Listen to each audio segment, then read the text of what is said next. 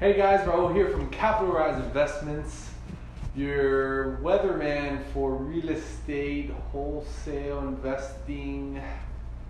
That was an interesting intro. Anyway, so today is Q&A episode number 3. I don't know why I go down every time. So number 3. So I saw that a bunch of people saw these videos about the Q&As. I guess you guys like me answering questions, or I don't know.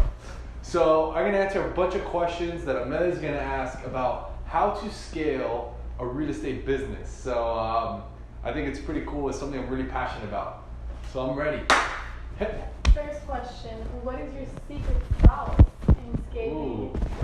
So my secret sauce is that you never get lost in the sauce. Okay, so wise man Gucci Mane said that. So anyways, so the secret sauce of, what was it? The secret sauce of how to scale a business? The real estate business. How to scale a real estate business. Number one secret sauce is consistency. That's the number one secret sauce. There's going to be so much shit getting in your way. There's going to be so many challenges. There's going to be everything possible going wrong at once is going to happen multiple times. And you just have to be okay with that and accept that that's just going to happen. Right? So if I had to say I had a secret sauce, it was that. It was just consistency, staying alive, staying in there, stay in the batter's box, keep swinging or whatever you want to call it. Keep, shooting a hockey puck. I don't know what sport you guys relate to. I don't know, Miami, I don't think a lot of people play hockey, but maybe keep shooting the hoop, So anyways, I get older quick. I would say that's the secret sauce in scaling the real estate business. Stay consistent. Next question, how do you find such awesome talent? Ooh, well, thank you. Anyway, so there's no easy answer for this. Some of it's intuition, and some of it is a legit process for hiring and firing people. Some simple methods are put a bunch of ads up on Indeed.com is really good. Craigslist, Glassdoor I used, ZipRecruiter. I don't think I've ever used ZipRecruiter or Glassdoor. I think Glassdoor I've used once. ZipRecruiter I've never used. Indeed and Craigslist, I use them. You just have to be really, think of it as deals coming your way, or think of it as another business process. You go through every application, sort out the pros and cons, do a lot of interviews, do a ton of interviews so that you can get familiar with what people have to offer, what's coming your way, and be very clear on the job roles and responsibilities up front. And like that, people will know what they're getting into. The intuition part is kind of just when you talk to so many people and interview so many people, you're already going to start getting these little triggers of okay, this person is good, or this person is just bullshitting me, or this person just wants a job quickly, or whatever. And that's the intuition side. I've had a bunch of people that I passed on hiring a bunch of awesome people, but I know I had that weird feeling that they were just using me and this company as a stepping stone for them to get to another job somewhere else. So you gotta have that balance of kind of knowing and setting up a process and clear roles, responsibilities in place, and just interview a shitload of people. Next question, what tips do you have on scaling fix and flip business? So fix and flip businesses are pretty tough. I'm not gonna lie. You can make a lot of money.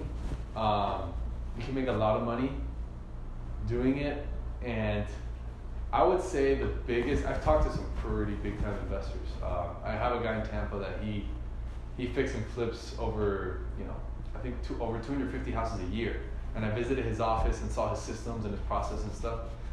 The biggest thing is you gotta have very clear systems.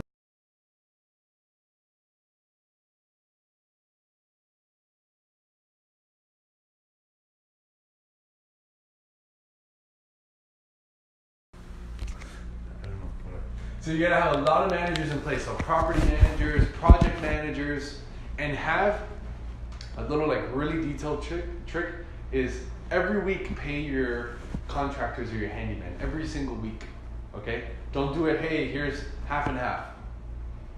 Over time, that doesn't work. Trust me, believe me, ask the big guys, ask me, it just doesn't work. So if I had any tips to scale, one is good underwriting, meaning find good deals, either from other wholesalers or yourself. have somebody doing that besides you. I mean, you can do it if you're a one-man show for now. But second, train somebody to underwrite the deals. Train somebody to look at the properties and give you an estimate fairly quickly so you can buy the good deals. Remember, the good deals go fast. And then 3, have a lot of clear and concise management week after week after week after week.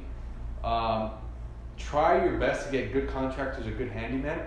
I know it can be a challenge because, you know, it's tough. They have a ton of jobs going on, and a lot of them don't, you know, really relate to business people and stuff. Nothing bad if you're a handyman or contractor. There's a lot of good ones out there. I'm just saying, spend your time finding those good ones. It's really, really important. So good people, good systems, almost like any business, and just a lot of management, good underwriting. Hit me with the next one. Last one. How do you find all this money? All this money. I wish I had like, I think well, anyways, so how do you find the money? So there's a ton of private lenders out there. That's my first answer.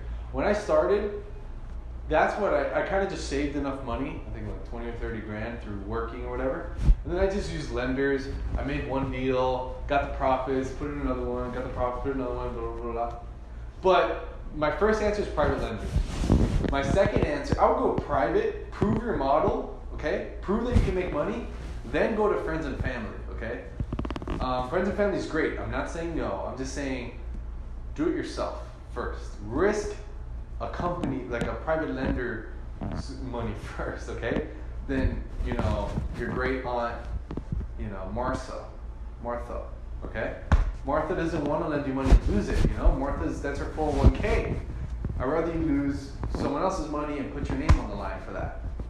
So I'll say private lenders, then friends and family, then you just start building a buyer's list. You just start networking. Go to all these events, go to these RIA meetings, meet people online, look up on Facebook, on LinkedIn, visit people's offices. There's no shortcut, okay? There's no shortcut to finding money. There's just a ton of effort, okay?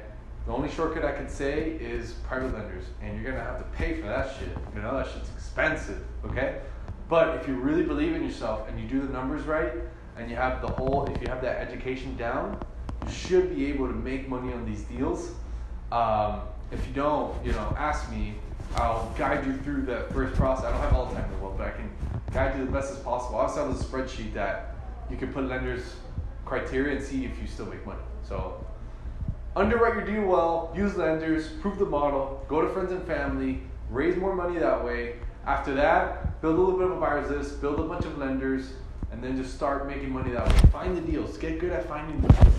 Through us, through other wholesalers, on your own. Get good at that, the money will follow.